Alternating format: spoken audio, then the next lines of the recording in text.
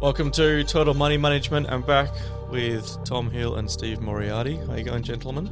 Very well, mate. Very professional this morning. Yeah, I'm good, man. That's good. I've got sore legs, though. I've been in the gym twice. Twice? Yeah, 2 times. Twice this week, or? Yeah, just 2 times this week. Well, why are your legs sore? Did you do legs both ways? No, I did arms. No, of course I did legs. They're just knackered. I don't really do them very often. I've got chicken legs. Anyway, what's new this week? We've got the same government. I mean, nationally, Albo's back in. Elbows back. Elbows back, lads. Another 3 years. What do we... Is it just going to be BAU, do we think? House prices are going to go up, rent's going to go up, everyone's going to be miserable. You should see people on Twitter. Oh, God, they're whinging bastards. Oh, people on there going, Albo's a communist. It's like, oh, Jesus. Seriously. Albo's anyway, a communist. How's Bitcoin? Yeah, doing killing well. it, lads. Killing it. Yeah, doing well. On a tear. 6 figures? Yes. 100 grandos? Yeah. Yep. I think 105 US or something. Something Oh, like that. Yeah. Jesus. Well, that's it. Look, it doesn't matter what you invest in.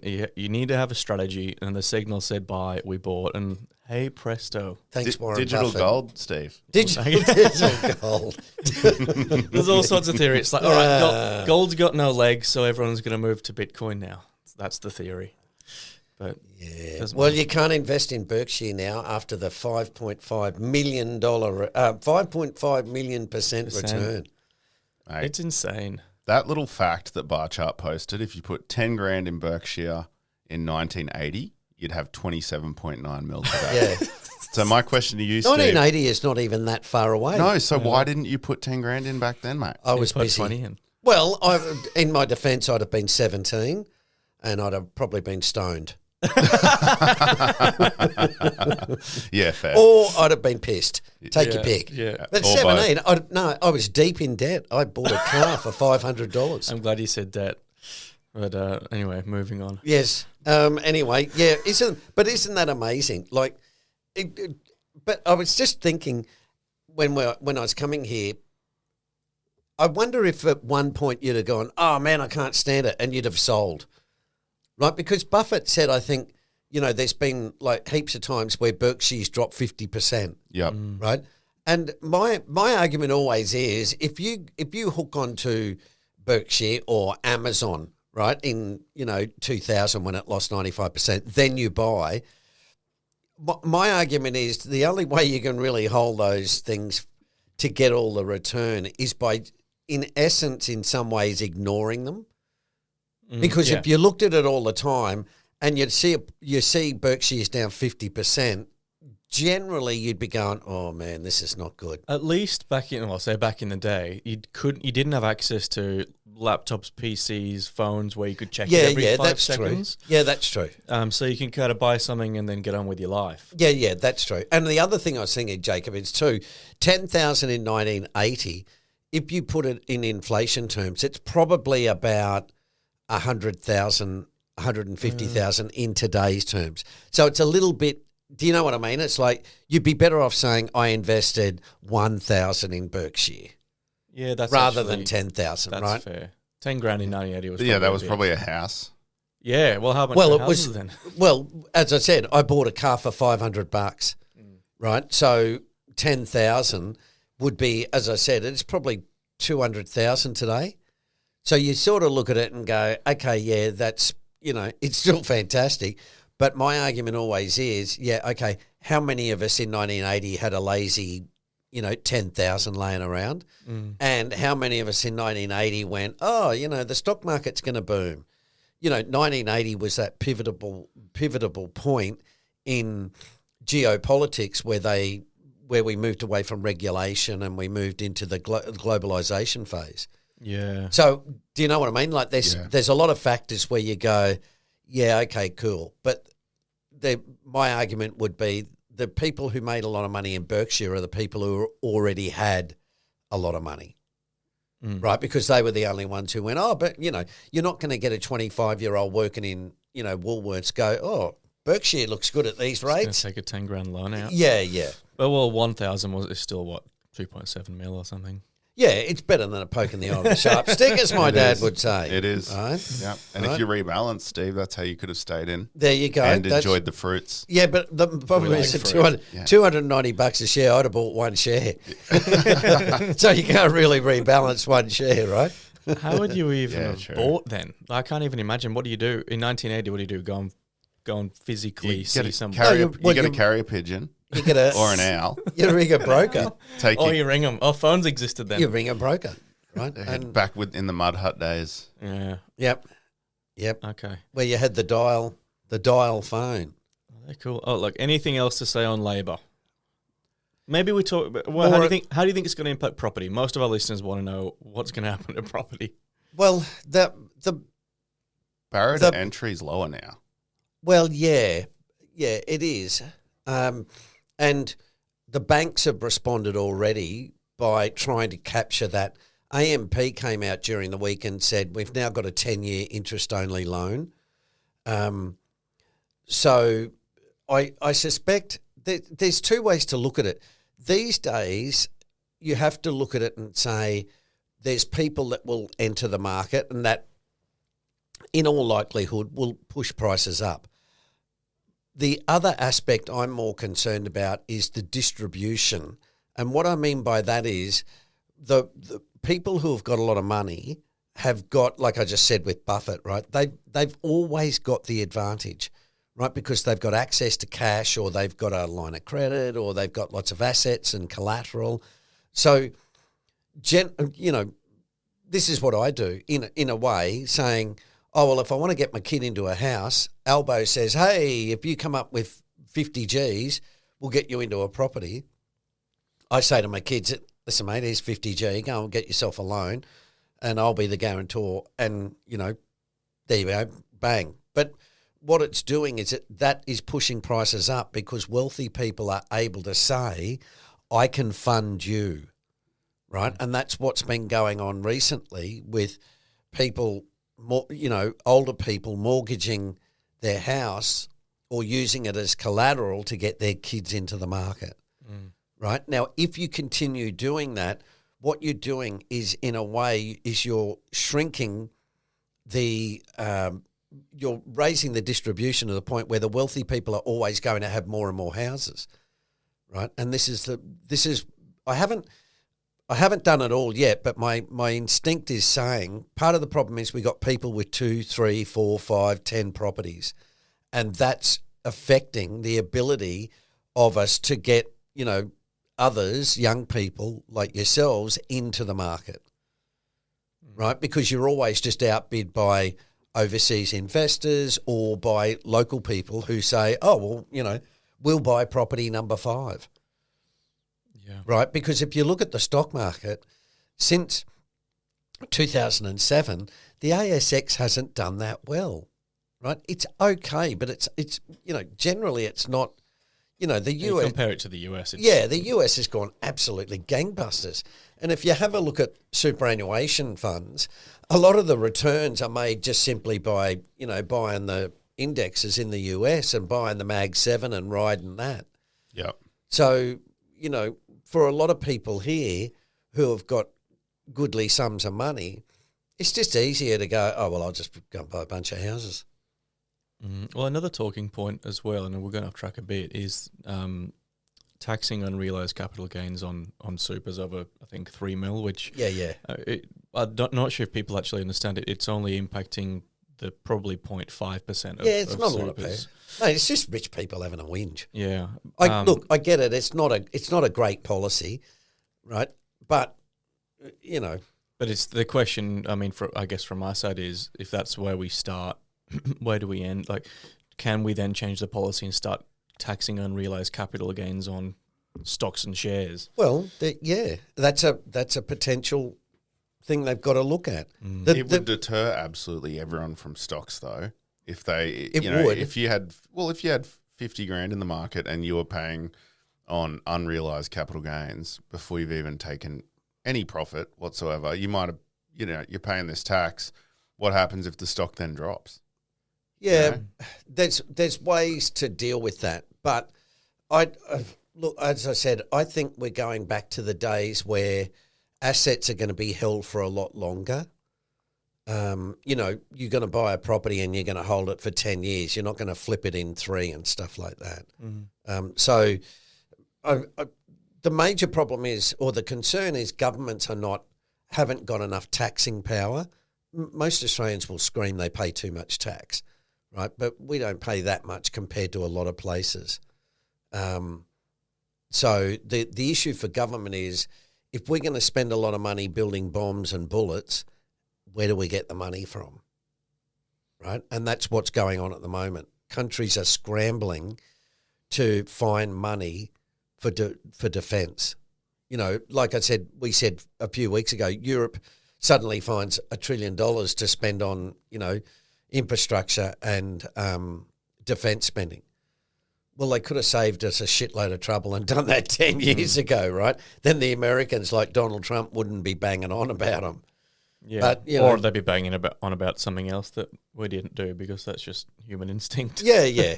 Well, you know, look, everyone's been free riding on the United States, right? That's what's been going on.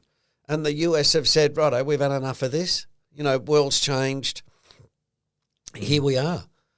But to me, my way of thinking, it's very hard to blame the United States, right? Everyone's blaming the US. Right? Oh, and they're the people who are like, yeah, because you bastards have done nothing for the last 25 years, but now the US has changed, you're all outraged. And my argument is, and it's the same on a personal level, if you lose money in stocks, well, it's not someone else's fault. Now, it might be bad luck. Okay, I get that. But it's not somebody else's fault that, you know, they made you push the button to buy the stock. Right? And the argument is, you know, come and learn about stocks, and then you'll get to understand it more. So you'll also be able to say, hey, I'm responsible for my own portfolio, and I've got to take the upside and the downside. Yeah. Right? That's what but there's a lot of stuff these days where people just go, oh, it was somebody else's fault. It's like, oh, okay. It's easy to blame. Oh, I saw a YouTube video and they told me to buy but you don't learn anything doing that. Yeah. You know, like if you just spend your life running around going, oh, it's everybody else's fault, it's like, well, what have you learned? It's like nothing. You've just learned to blame everybody else. And I think that's sort of, you know, terrible. Anyway, stop it, you blokes. I'm bloody ranting and raving. Get on with it. You're right. Come on, take control, mate. Take control. I'm enjoying the rant. Yeah. Tuesday, you posted a nice chart here highlighting that April was a huge month for retail investors entering the market.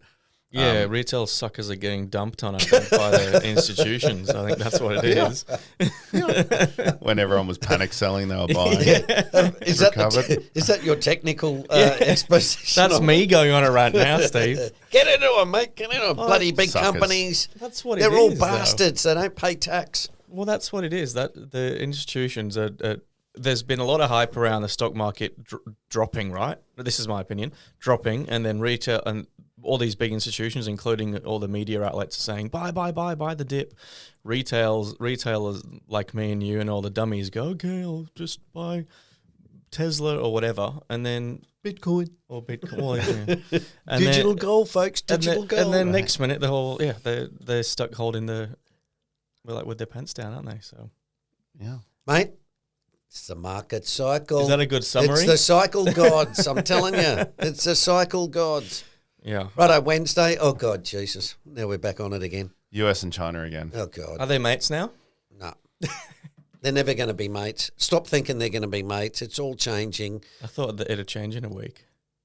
It's getting worse. Right. It honestly, all jokes aside, what have they tried these to do? people are not friends. What are they trying to do now? In geopolitics, the main thing is all politics is local, okay? So what they're trying to do is they're trying to manage their domestic audiences. So Xi will be saying, okay, how do I sell this as a win to China?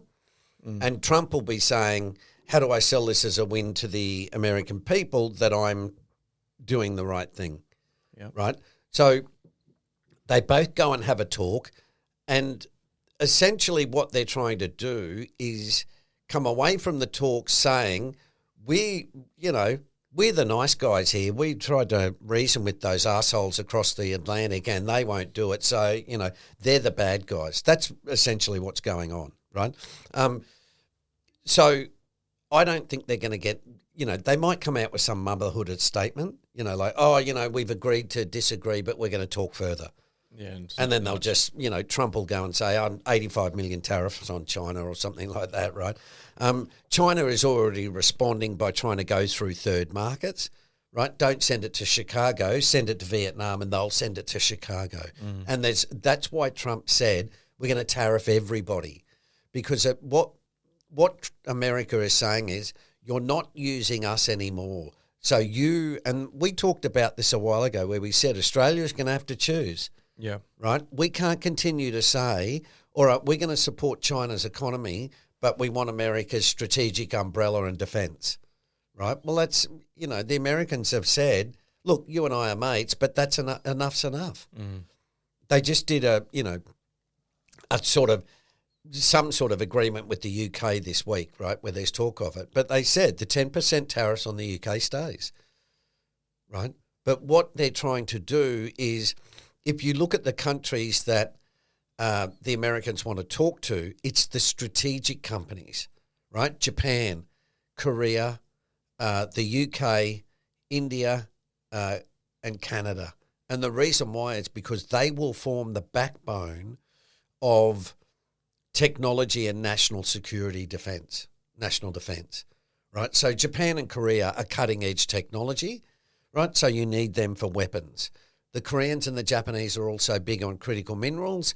You need them for weapons, right? The UK, has Rolls-Royce engines, right? All of these strategic bits. India, growing market, enemy of China, right? Big population. So it's all about positioning for the future. And so that's why I'm not pessimistic. I'm just saying the world's changing really rapidly, and it's going to impact as an investor, because there'll be places where the geopolitical risk will be high, and even in 5 or 10 years, you may find you mightn't be able to invest there. Yeah. Well, we still can't do anything with Russian stocks. Yeah. And it might spread to, it may spread to China, right? Where the Chinese say, all right, well, we don't want foreign capital, right? Like, this is the sort of stuff that goes on that a lot of people aren't old enough to look back and understand, right? And so, we've got the rise of nuclear again, right? Under the proviso of, it's, we need big energy for AI. And it's like, yeah, I know. Why do we need AI? Because, we're talking strategic weapons and all this sort of stuff. So, but it's all cloaked. A lot of the national defence stuff is cloaked in civilian terms, right? So if you go back and look at history and look at all of the really key technologies, they're all invented generally by the military. Right? Because it's all about warfare.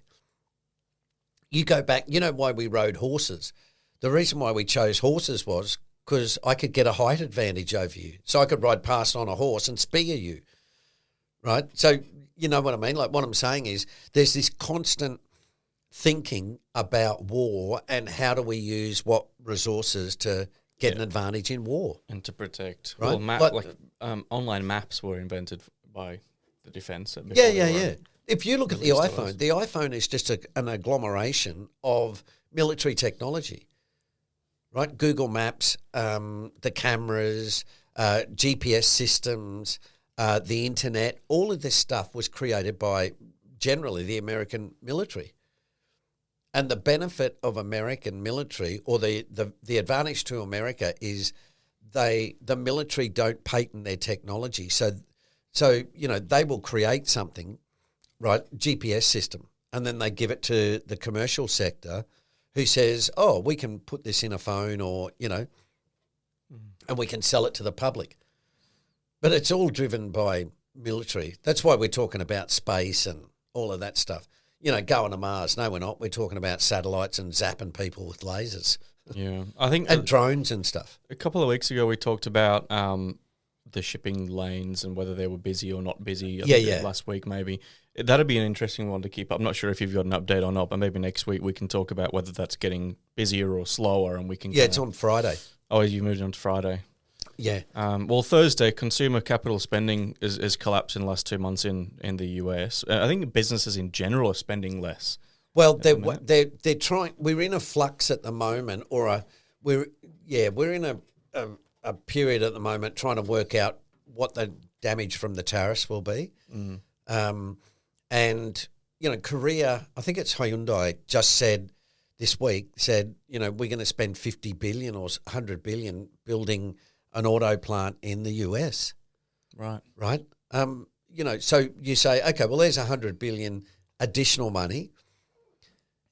There might be 50 billion fall off. Well, you're still net 50 billion up, right?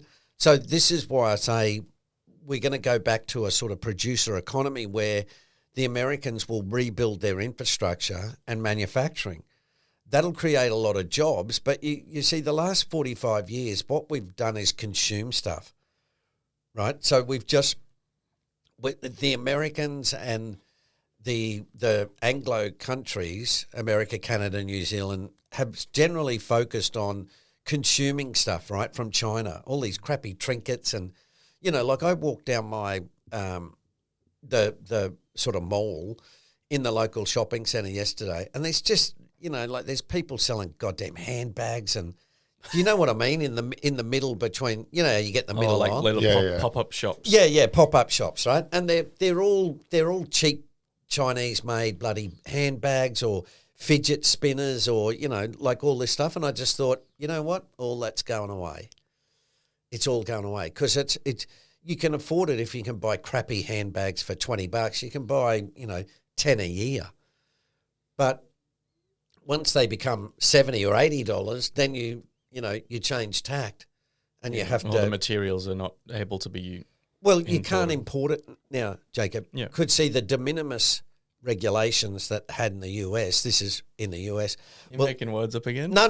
Well, we talked about this last week, right? Anything under $800 could just walk into the United States. That's it, yeah. Right? Now, they went, right, that's no longer applying. Temu, I think it's Temu, said, righto, we're not exporting to the States anymore. You're right. Because all of their stuff is, $20 girls' tops, right? $15 men's shorts. Well, now they're $45, right? So they look at it and go, okay, well, we'll just stop. And so that's what I'm saying. You'll get a lot of this. You'll get a transformation in the economy where we'll be moving back to things like steel, right? Stuff that, has anything that's gone to China in the last 40 years is probably coming back. Over the next chapter. Yeah, over the next probably, but, it'll take 10 years, right? It's not like you turn around and just knock up a semiconductor factory overnight, right? Or a steel works and stuff like that. And I think, as we said last week, what they're trying to do is they're trying to decouple, the US and China are trying to decouple without shooting themselves in the foot, right? I think, Jacob, and the bonus, there was Xi Jinping openly admits to supply chain global war, right? This is his quote, okay? So you imagine you're America or Australia, right? Mm-hmm. Okay? We being China, right? We should increase the dependence of international supply chains on China and establish powerful retaliatory and menacing, right, capabilities against foreign powers that would try to cut supplies. So,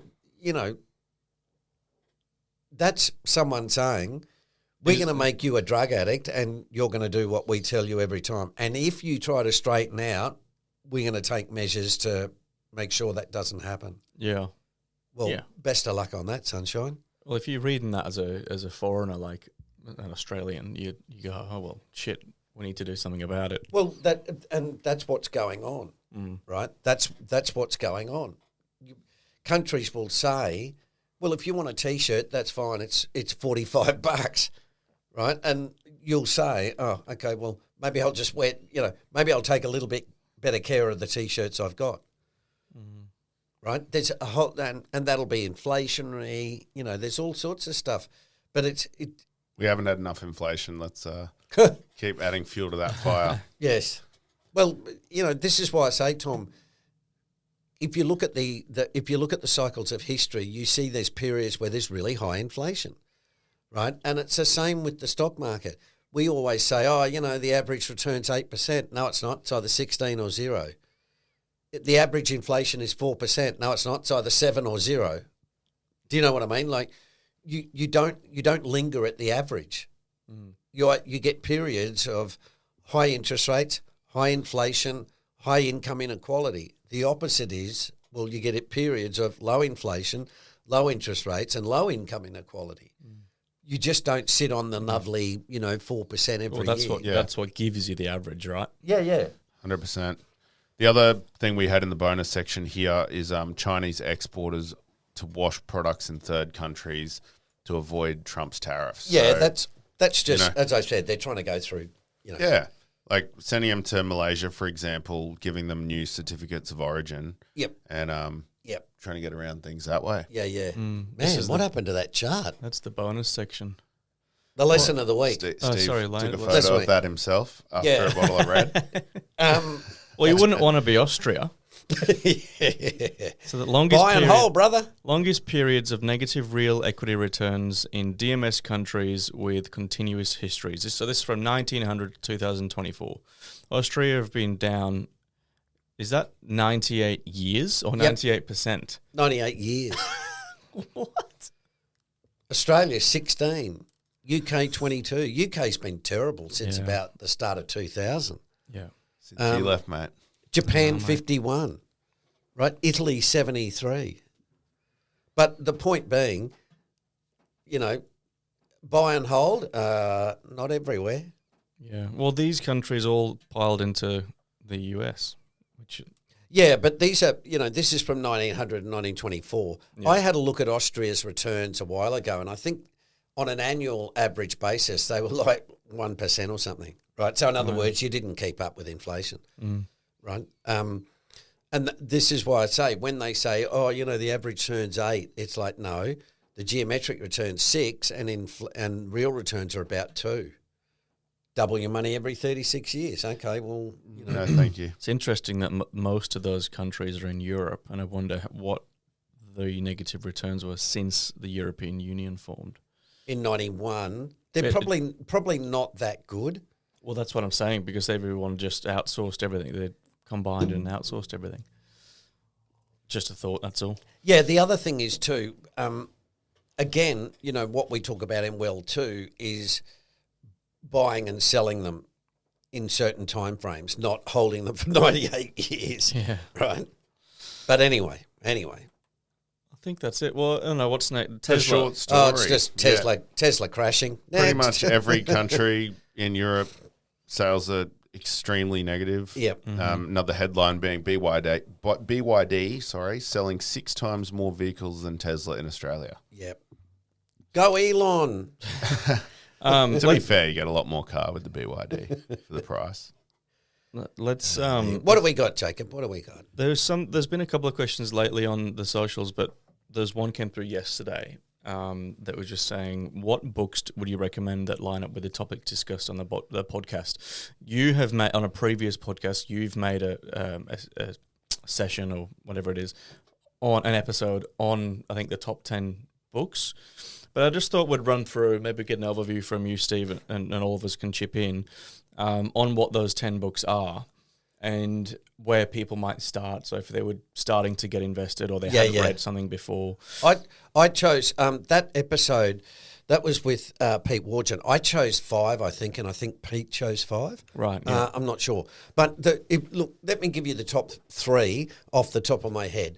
Robert Schiller's Irrational Exuberance. You're a good man, Jacob. Irrational Exuberance, right, by Robert Schiller. Great book. The reason why is because it gives you a macro view about how markets cycle. That's the first thing.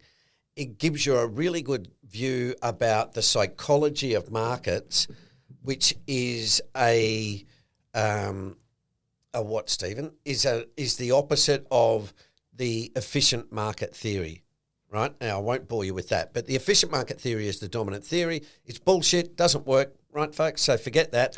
Read Robert Schiller's Irrational Exuberance, and he shows you different approaches and why the market is basically psychological, not rational, right? Yeah. So that's the first one. The second one is the Warren Buffett Way. Go and read it. It's a Buffett book. It's a good starter book. Yeah. It's a good starter if you want to read how to think about the companies and the competitive advantage and that sort of stuff, right? There's 8 million Warren Buffett books out there. Most of them are probably not too bad. They say very similar things. Yeah. I think one of them was Buffettology. Oh, yeah, I did, down the bottom there. The New Buffettology. It's a really good book as well. The third one is a bit obscure, Life's Grandeur. I had to throw that in because Stephen Jay Gould is my favourite author. But it's a really good book to teach you about statistics and about the normal distribution and stuff. This is probably not the time to discuss that.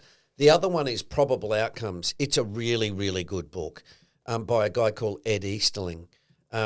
They've also got a website, trying to think of it. I